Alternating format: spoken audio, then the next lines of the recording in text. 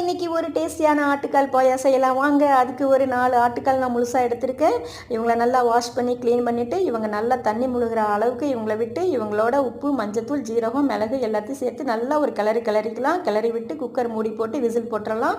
ஒரு 10 விசில் வர வரைக்கும் விடலாம். இது வேகிறதுக்கு முன்னாடி ஒரு மூடி தேங்காய் எடுத்து கட் பண்ணி ஜீரகம், மிளகு, சோம்பு எல்லாத்தையும் போட்டு ஃபைன் பேஸ்ட்டாக அரைச்சி வச்சுக்கலாம்.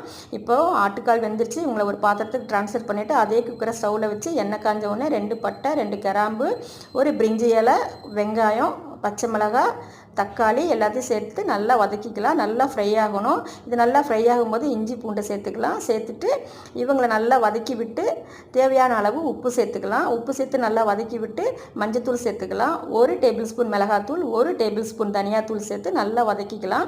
இதோட வெந்த ஆட்டுக்காலையும் சேர்த்துக்கலாம். அரைச்சி வச்ச தேங்காயும் சேர்த்துக்கலாம். சேர்த்துட்டு மூடி போட்டு விசில் விட்டு ஒரு 3 விசில் விட்டு எடுத்துடலாம். ஆட்டுக்கால் பாயா ரெடி. தேங்க்யூ.